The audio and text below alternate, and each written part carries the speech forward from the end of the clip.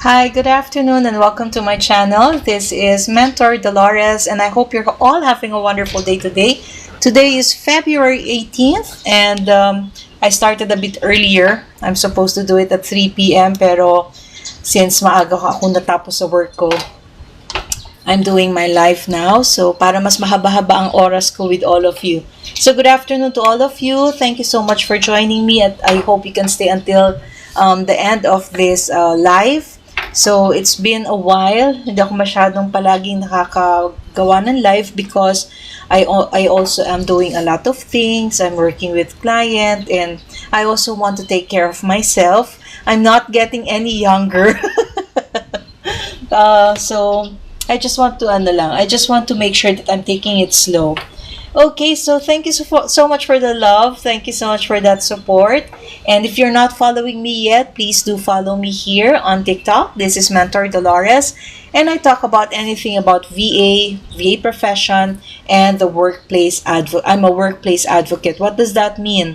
I am helping small organizations in terms of building that relations between an employee or their employees and the organization through the training that I have created, which is called the Happy Workplace. So, ngayon, pag-uusapan natin is about what we experience at work, no? Alam ko maraming mga companies yung nagpo-provide ng mga freebies, yung mga perks para sa mga employees nila, lalo na yung mga companies na medyo mataas yung transition nila, yung attrition, ang tawag namin doon. So, minsan magbibigay sila ng mga pa-pizza, no? Yung mga perks na madaling ma-acquire.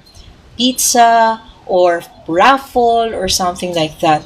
But that does resonate, or does that reflect or results to becoming a happy workplace? Kumbaga, yung pagbibigay ba ng mga ganong perks or freebies, yun ba is nag-equate sa pagkakaroon ng isang happy workplace?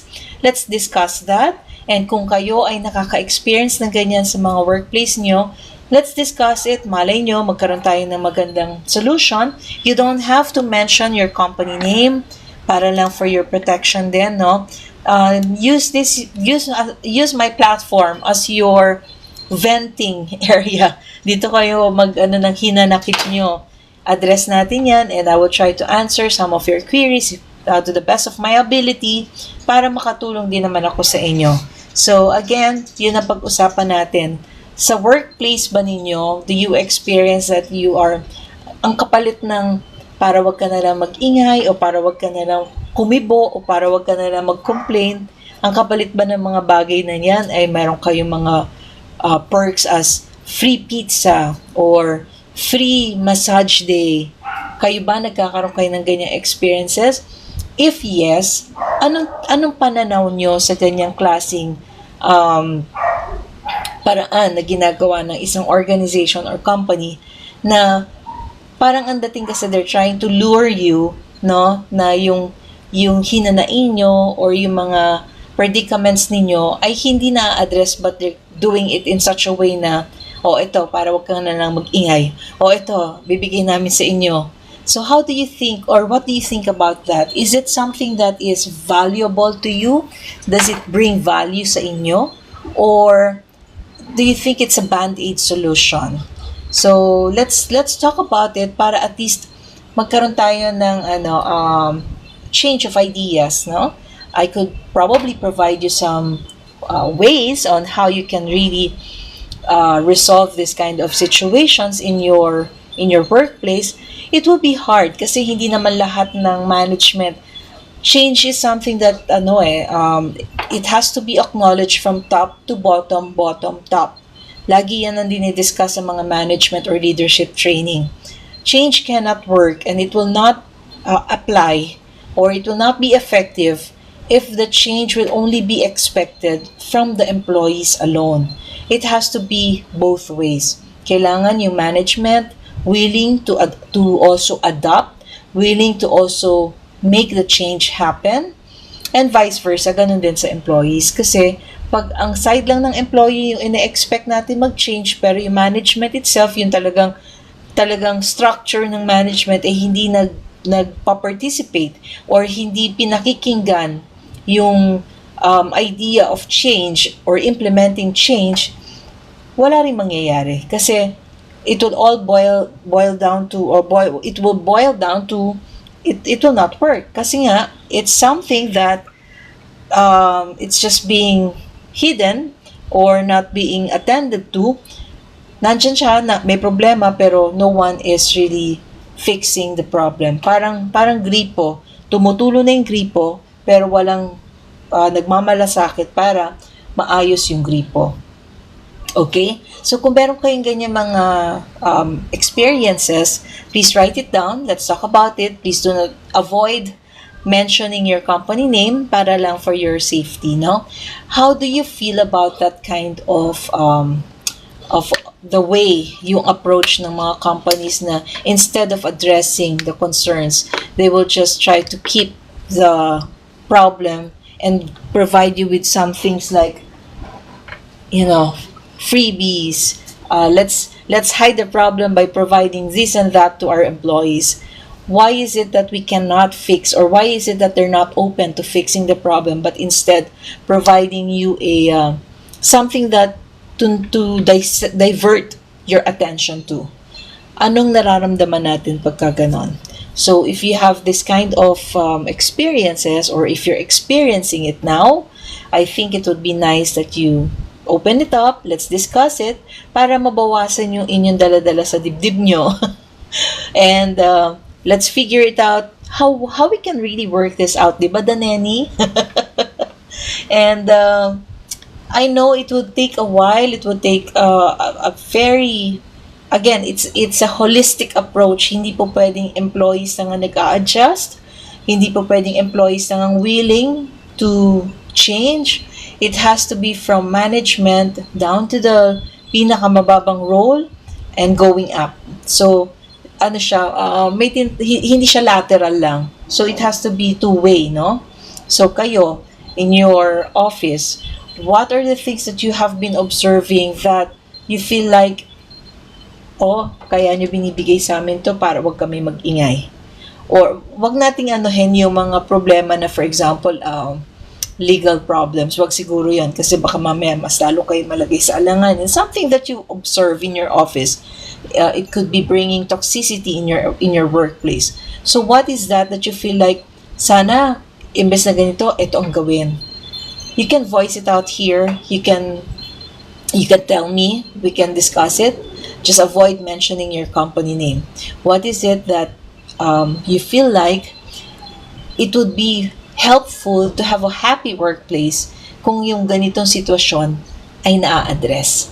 Kasi having a happy workplace, hindi yan hindi yan idea lang. It's an ideal, 'di ba? It should be ideal for every employee, for every companies, to make your employees feel safe, no? And vice versa. Yung wala kang fear na kapag sinabi mo yung suggestion mo, wala kang fear na kapag sinabi mo yung idea mo, natatakot ka na baka boljakin ka. 'Di ba? Yung mga tipong, naku, yan na naman si Pabida. Bida ang saya. Yung mga ganyan. Parang, it's always one-sided. Kung sino lang yung feeling nila magaling, dun lang dapat nakakarinig ng suggestion. But sometimes you will be surprised. Yung kung sino yung mga tahimik, when they start bringing out the ideas, you will be amazed. Parang, wow, where have you been all this time? Parang, ba't ngayon mo lang sinabi yung mga ideas na yan?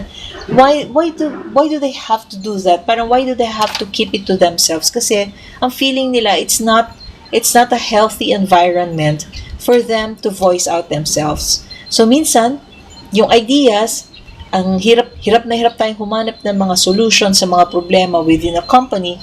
Yung pala, isa lang sa mga employees has a very bright idea, pero hindi sila nagsasalita because of the fact na they fear that they might get bullied or be attacked. Kasi madalas ganyan pagka lalo na yung mga subordinates kayo, meron kayong direct report, for example, manager or supervisors, and they claim the ideas as if it's their own, which is, di ba, pangit. So, let's talk about that. How is your workplace right now? How are you enjoying your workplace? Do you feel like you are in a very safe workplace? Do you feel like there's growth in your workplace? How are you doing right now? So let's open it up. I am again Mentor Dolores, and probably I could be of assistance to you if this is something you're experiencing right now. You just don't have to, please avoid mentioning the name of your company, and para na lang for your own security. Comment it here. I will answer your comments, share your insights so that we can have a discussion about what does a happy workplace look, no? Yan ba yung pa-pizza day? Yan ba yung mga team building day? Yan, di ba? Sa mga offices, lagi ngayon. Lalo na pag summer, ang approach nila is always team building. But does it really work having the team building? Naa-address ba talaga ng team building yung mga situations or concerns na kaya kayo nag-team building in the first place, di ba? Sometimes tuloy yung team building, lumalabas siya para siyang an outing. It's an outing. Nawawala na yung essence of or purpose ng team building kasi nga, nadadivert na siya to an event where in fact it should not be the case. So do you still find team building effective? Is training something that you feel like will help the problem? If it is not, why? Diba? So, ano yung nakikita ninyo sa workplaces ninyo na you feel like this should be addressed? Because otherwise, if not, this can lead to having a lot of people resigning, no? Imbes na magstay sila, mataas yung magiging turnover rate. Yun ang ano nila doon eh. Pagka sa recruitment or sa HR rather, ang tinitingnan yung turnover rate. Pag mabilis ang turnover rate ng isang kumpanya, ano ibig sabihin ng turnover rate? Halimbawa, kakapasok mo pa lang sa isang kumpanya, no? Kapapasok mo pa lang, malalaman mo may umaalis. Okay? Isa, dalawa, tapos ikaw mismo na kapapasok lang, may encourage ka ding lumabas because you have these frustrations and dissatisfaction of the work. Even if maganda yung trabaho mo, even if mahal mo yung ginagawa mo or gusto yung gagawin mo, kaya lang, you feel like you're not in the right place. Ang tanong sa akin, yung bang happy workplace, ano ba siya? Realidad ba yan? Well, if you're not going to work on it para maging reality, it will always remain to be a dream. Diba? Kasi nga, you have to work together. Hindi po pwedeng ang company lang yung iaasahan yung mag-provide or to create that happy workplace. It has to be both ways.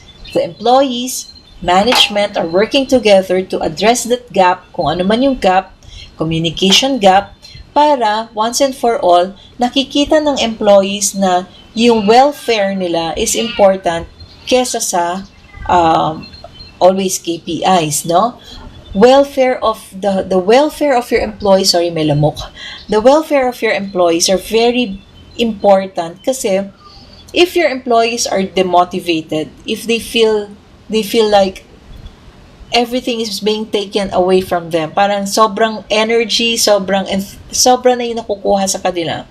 But it's not being returned in such a way na ma-uplift yung kanilang, ma-boost yung moral, then it's a problem. For example, vino-voice out na ng employees yung kanilang mga dissatisfaction. But it's just not being addressed in such a way na paano natin maaayos to, paano natin masasatisfy ulit ang ating mga employees. Mind you, your employees are your stakeholders as well. They're also your clients or customers. So if they're not happy within what they're trying to do sa company ninyo, that will also be, that will ripple, no? Magkakaroon ng ripple effect. Syempre, they would probably talk about it sa friends nila, kamag-anak nila. Nasisira yung image ng supposedly na parang, ganun ba dun? Parang ang saya-saya ng kumpanyang yun Parang sa pangalan pa lang, wow. Diba? And if that is not going to be addressed in a very strategic way, almost all of your employees will have the feeling of kung naayos lang sana to. Yung may mga ifs, no? Ifs and buts. Pero madalas hindi siya naaayos because there's no initiative from the management to be fair. Nasabi ko yung fair kasi nakita ko si Fair Be Creative Mom.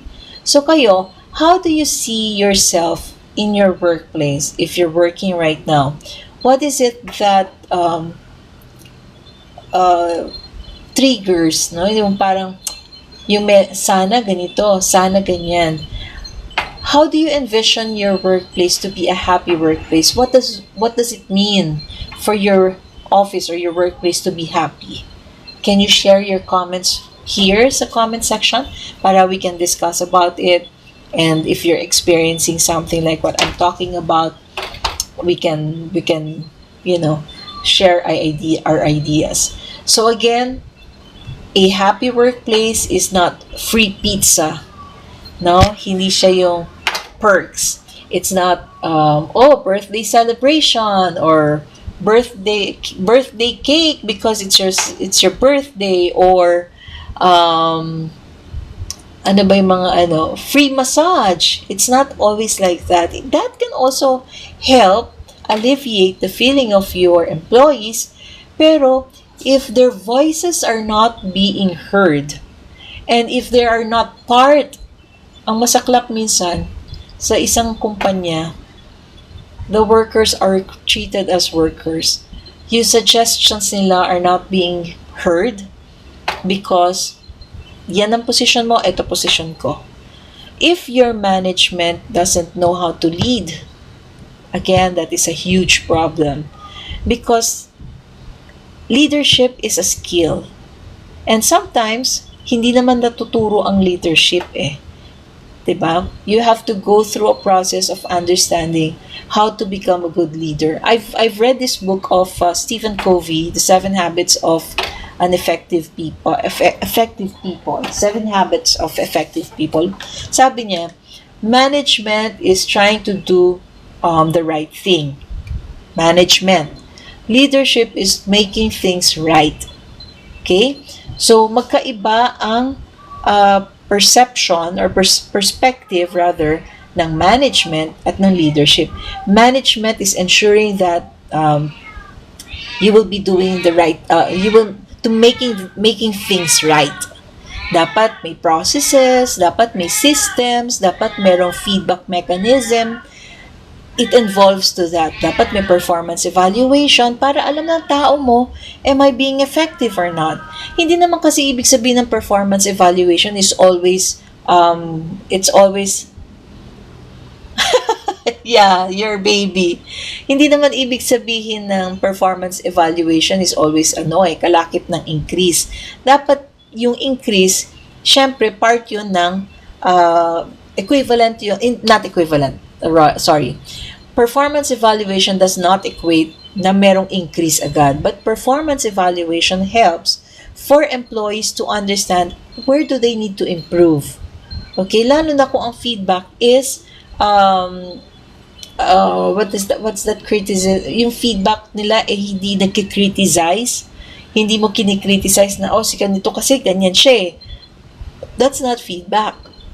That's attacking. So you have to give a very constructive feedback that it's not criticizing, but it's being helpful, or it's going to be helpful for the employee to tell themselves, kaya pala ako ganito kasi kulang ako sa ganito.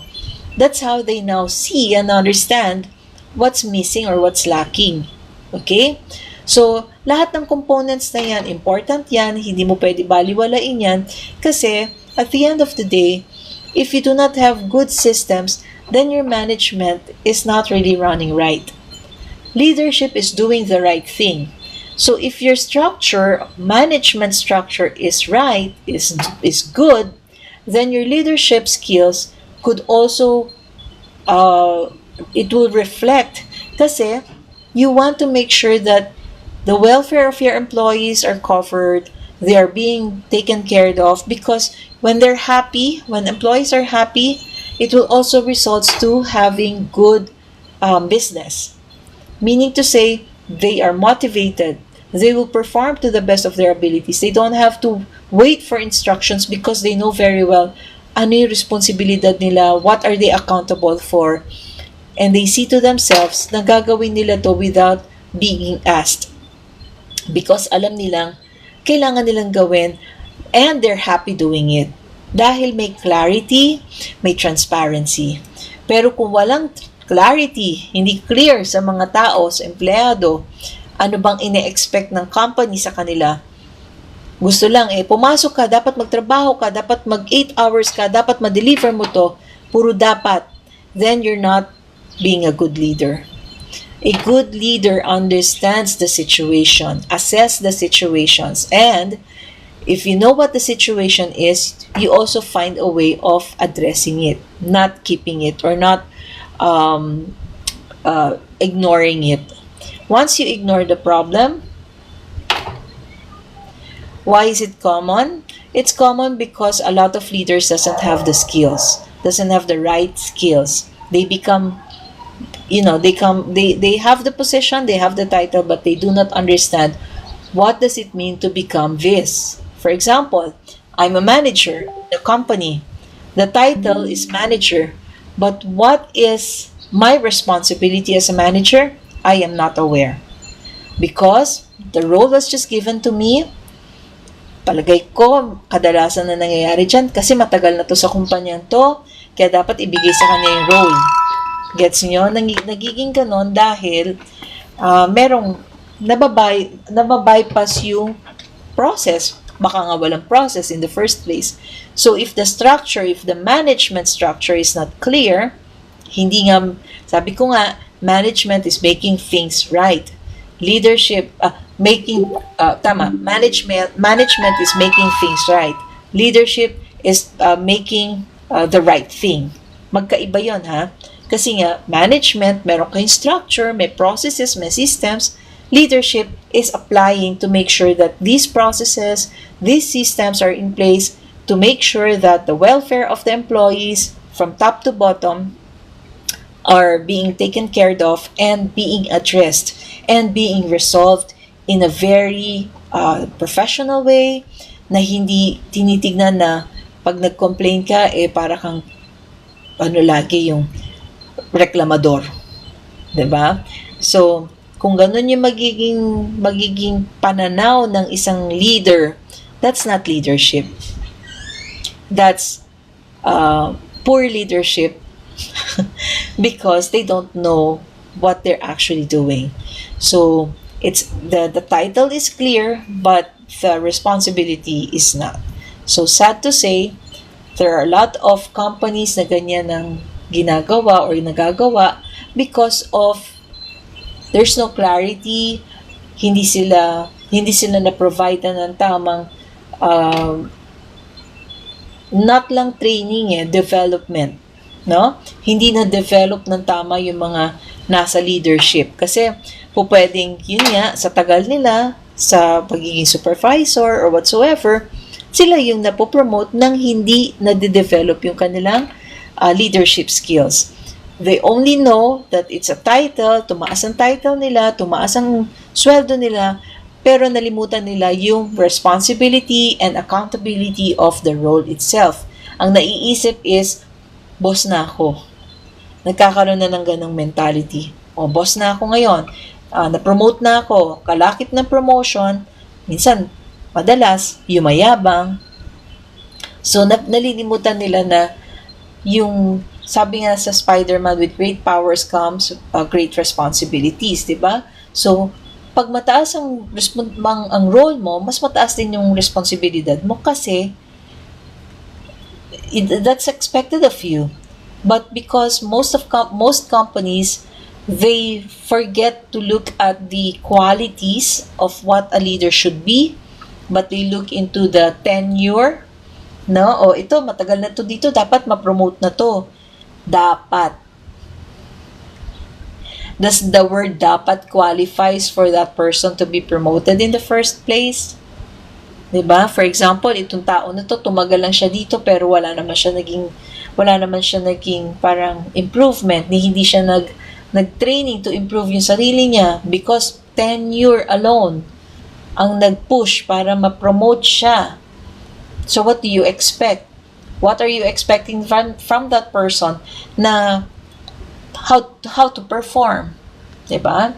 So share with me guys, do you have any experiences sa workplace ninyo na do you want to address it or you have questions about it? Please feel free to ask.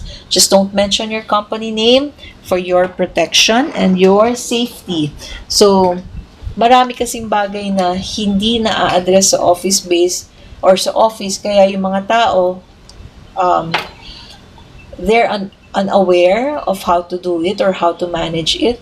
Kaya minsan, malaki na yung apoy bago pa naaapula. So, dumarating sa point na employees will be resigning kasi nga, they're being drained of the situation every day na they feel like it's not being addressed. So, yun yung mga bagay na dapat tinitingnan niyo. Red flag yan dapat.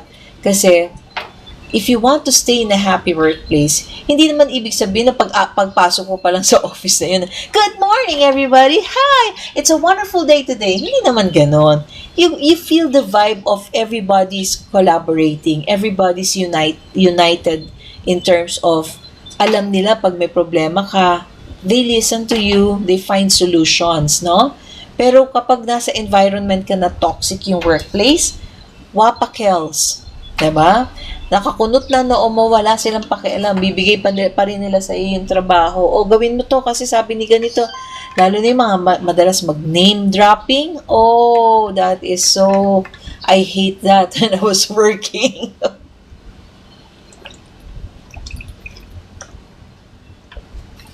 Yung sasabihin sa'yo, uy, sabi ni ganito, gawin mo daw to. Uy, sabi ni, pinabibigay to ni ano.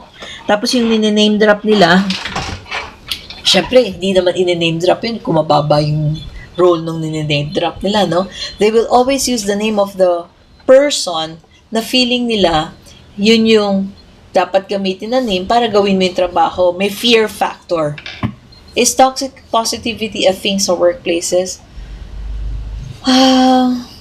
What do you mean about toxic positivity? Parang you're trying to say na nino-normalize na lang yung mga bagay-bagay? Is that what you mean about toxic positivity?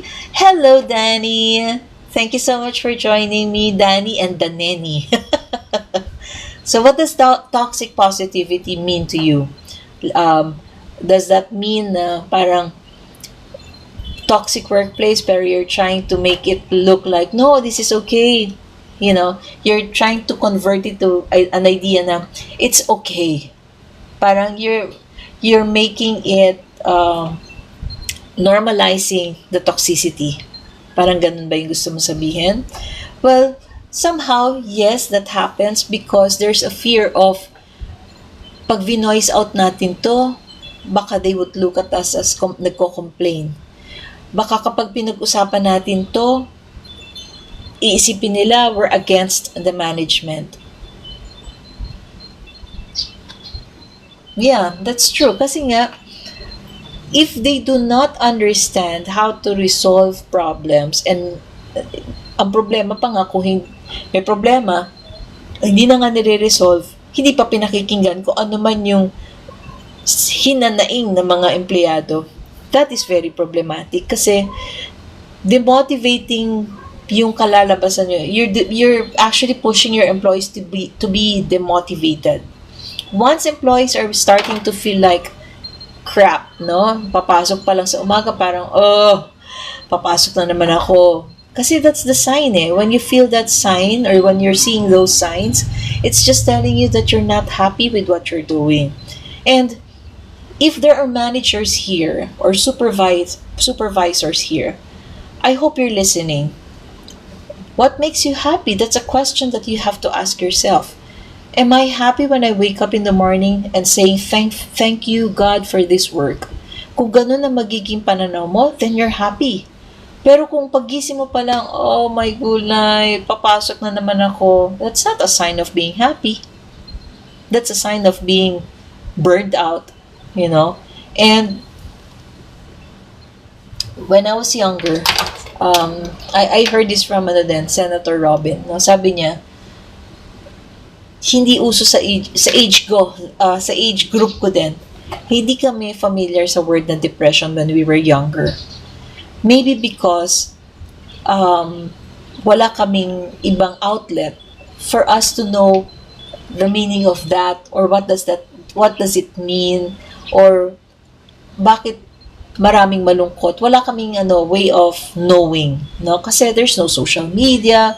We all rely information. We get our information only through books or through TV or radio or newspaper. So if we have limited information.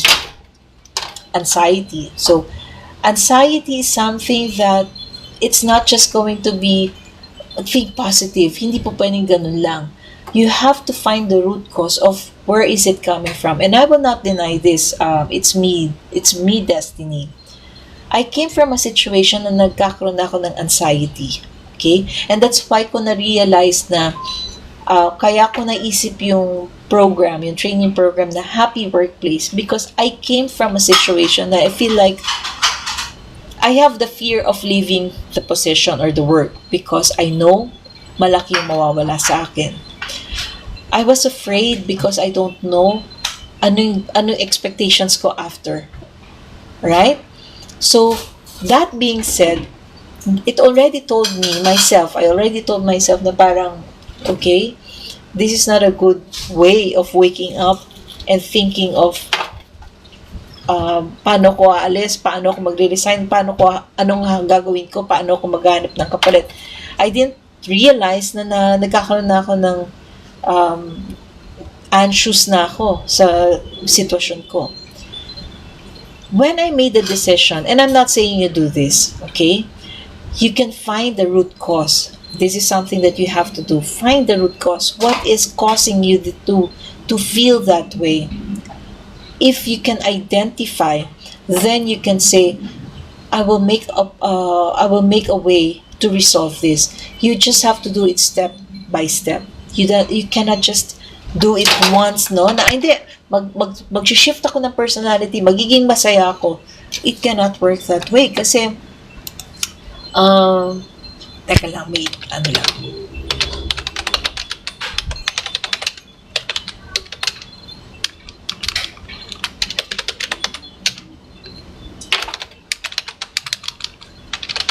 Sandali lang po.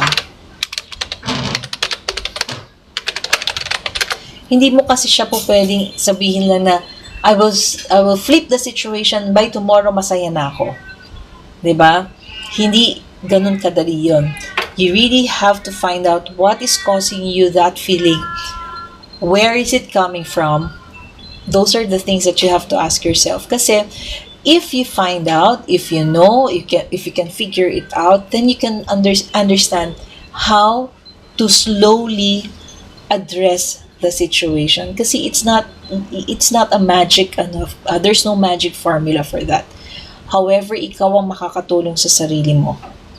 Okay? Ikaw yung makaka-develop nung paraan para masabi mong you can get out of that situation.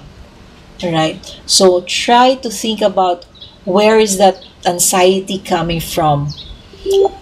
And don't look for ways of how to overcome it. Kasi pag gusto mo agad i-resolve ng how to overcome this, not knowing where it's coming from, you cannot overcome it. So why are you alone? It's me, Destiny. Why are you alone?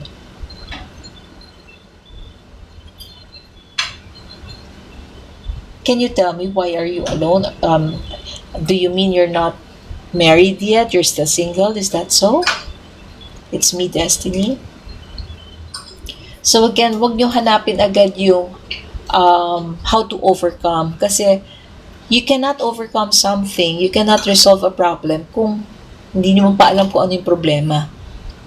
'Di ba? So try to figure out first, where is this emotions coming from? With you, it's me, Destiny. Anxious ka kasi you're alone. So, I feel like kaya mo ma-resolve yan unless otherwise nasa ibang bansa ka na wala kang way to invite family members to be with you. Or maybe you can find a way to stay with a friend kung saan ka man lugar. Kasi I'm pretty sure that can be addressed in such a way na you will compromise with other people who's willing to be by your side if that is the problem that you see. If it is not too difficult to solve that, and you find that, siguro may mga kamag-anak ka naman, may friends ka naman, I think that will help you resolve yung kung saan ka nang gagaling. Okay? So, realize it first. Why are you alone? Is it because you're working abroad? I cannot tell you I don't know your situation. Sabi mo lang you're alone. It could be ang assumption ko baka nasa ibang bansa ka. Let me know.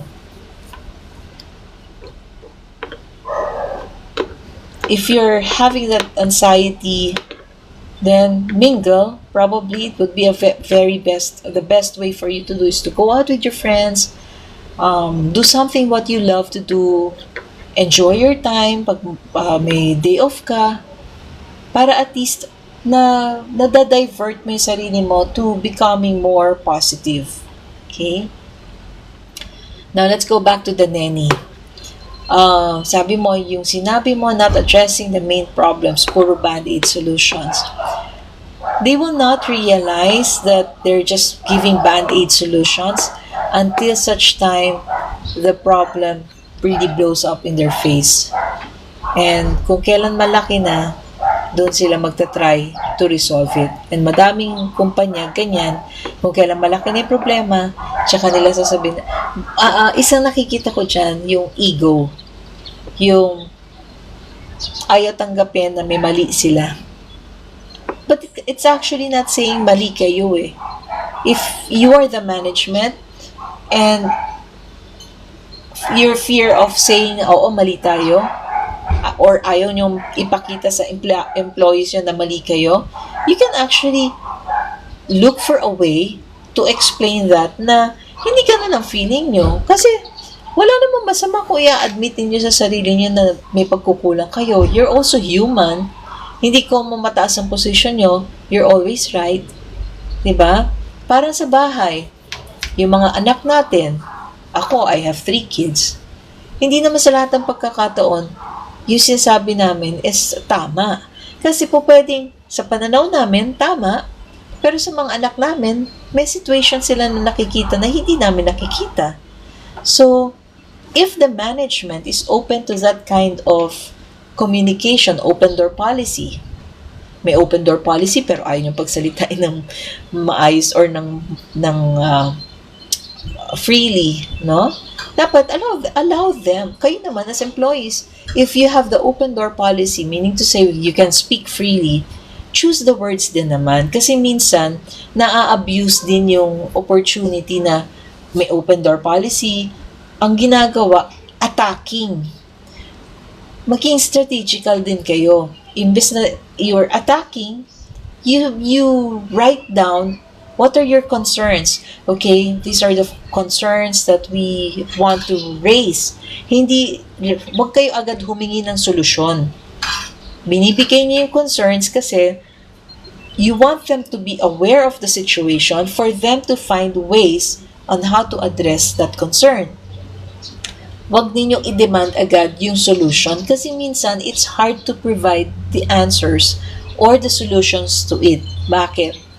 As part of management, hindi naman pagkahiningi nyo sa akin, Mentor Dolores, dapat ang sweldo ko agad ganito. It will not be easy kasi kailangan dumaan yan sa process, kailangan dumaan yan sa approval, kailangan ma-justify bakit kailangan ibigay yan. Kaya nga sabi ko kanina, if the management is not doing the right thing, walang proper structure, walang systems, walang processes, it will be hard for the management na humingi ng approval sa leadership dahil yung leadership, they want to do the right thing. They cannot do the right thing if the management is not doing things right. Gets nyo? They are partners. Hindi po pwedeng management, warde-warde. Pagdating sa leadership, sige na nga. Ganun yung magiging result. So, if your structure is not clear, hindi maayos yung inyong direksyon, hindi maayos kung saan patungo ang inyong business, hindi alam ng empleyado paano sila gagalaw, kailan sila gagalaw, at hanggang saan lang sila po pwedeng kumalaw. Diba? It's a mutual agreement. Mutual. When you say mutual, both parties should agree. Dapat masaya yung party dito kapag ito in-implement. The same with leadership. Dapat both the company and the management and the leadership, dapat lahat in harmony. Is it impossible? It's impossible, but it's something that we can work. We can work around it because una, you're professionals, no? You have to consider yourself as professionals. Pangalawa, we're human beings. Kung ano yung gusto mo sa sarili mo, I'm pretty sure, hinahanap din yun ng ibang tao. Ang madalas kasi nagiging problema sa management or sa leadership na hindi marunong mag-lead, yung kanila lang yung for them lang yung iniisip nila. Nag-stuck na doon. Pero yung para sa mga tao nila, they forget about it. Wala na silang pakialam kung kayo ay mababa ang sweldo nyo, kayo ay nahihirapan sa work nyo, okay na ako kasi leader na ako, matas na yung sweldo ko. I can go out of my office or I can clock out anytime. 'Di ba? Fair ba 'yon? It's not. Pero kung magaling kang leader, if you know what you're doing, you can sense the problem, hindi pa man din umaalagwa. But since marami nga sa leadership, sa management role, walang proper leadership skills. So they don't know how to address it. Kaya pagka nilapit sa kanila, tingin nila agad problema. So, ganun yung nagiging kalakaran natin dito sa Philippines, especially sa majority siguro ng mga offices, hindi naman lahat. I'm pretty sure there are companies there that they really look after their employees, they provide everything. Yun nga, minsan naman, yung employees naman, when they find or found a company na ganun, let's not abuse it. Let's work together para ma-maintain ng company, ng management, kung ano man yung na-enjoy nyo. And kung meron open door policy, do not attack, do not criticize. Provide the constructive feedback kung ano yung gusto nyo marinig na sasabihin sa inyo pagka kayo ay pino-performance evaluation. Gusto nyo yung makakatulong para sa growth nyo. Ganun din dapat ang binibigay natin for the company. Kasi if your company is hearing valuable information or feedback from you, palagay nyo ba hindi nila kayo pakikinggan? I'm pretty sure they would listen to you kasi kayo yung involved, kayo yung nakakakita ng galawan sa loob ng inyong kumpanya. Okay? So, that is something that we all have to understand. It's not something na empleyado lang dapat yung nag-a-adjust or employees are expecting from the management alone. It's a work in tango or work in progress, and it takes two to tango, sabi ng kasabihan. So, if you want to address the situation, you can actually address it in such a way that you are not criticizing, you're not attacking or questioning, but just addressing what you feel like should be addressed and how these concerns should be managed properly with a solution coming from the management. Basta wag niyong gagawin ito. Hihingi kayo or i-raise nyo yung concern, ang gusto nyo agad resolution. It will take time. All you have to do is let them know that this is the situation, these are the concerns. We want to let this, we are opening this up to the management so you have an idea what's going on. Now, it's their responsibility, it's the management's responsibility to ensure that they look into the situation, analyze the situation, and assess the situation to come up with a better solution. That's what the management and the leadership should be doing. Okay? It's me, Destiny. I hope na makahanap ka ng someone that you can be with. Hindi man siguro dapat, I mean, I don't mean it as a partner, no? Pero if you have friends that you can stay with, or kung ano man yung sitwasyon mo, please try to reach out to them para you don't feel anxious. Hindi ko alam, may sakit ka ba? Kasi bakit ka natatakot at 31? Why are you fearful already? Wala ka bang family? I'm kind of worried dito sa message mo. It's me, Destiny. If you're not willing to share where you are at, i-PM mo na lang siguro ako. Okay? So I hope that is helpful to you guys. Again, a happy workplace is not a dream. It can be done, but it has to be both the management and the employees are willing to make that adjustments, are willing to open up, are willing to listen, are willing to address. Because if not, lagi na lang may hesitations. Lagi na lang may struggle na, kasi, alam mo yung mga, dapat kasi ganito, dapat kasi ganon. Yan, hindi maa-address yung dapat na yan kung hindi ninyo pakikinggan ang bawat sides. So, hopefully, it helps you make you understand that having a happy workplace is not impossible. It's possible, but it's going to be a long road ahead. Okay? If you are willing to work with with the management and vice versa, then you can come up with a happy workplace. Alright? Hi, Chini. Thank you for joining me. So again, it's me, Destiny. I hope you're okay. I'm fearful with your message, but I want to make sure that you are okay. So if you need someone to talk to, you can message me, you can PM me. Alright? So again, thank you so much for joining me this afternoon. This is Mentor Dolores, and I hope I'm able to share something insightful with all of you. I will be back probably anytime within the next couple of days. I'm not sure when. Hindi ko kasi ma-schedule na talaga dahil nag-iiba-iba yung yung schedule ko din eh. So, I'm happy to be doing this, no? I will try my best na kahit pa paano. Thank you, Chini. Yeah, mag-e-end na rin ako eh. I only have 1 hour talaga. So, thank you so much. All the best for you. And if you are looking for a resource speaker or a trainer, please reach out to me. And I'm advocating a happy workplace. This is a training program. I created this for small to medium-sized companies. And if you feel like this is your situation, then we can discuss about it. Thank you so much and have a wonderful day, everyone. Thank you and stay safe. It's me, Destiny. I hope you're all okay. And please follow me here on TikTok if you're not still following me.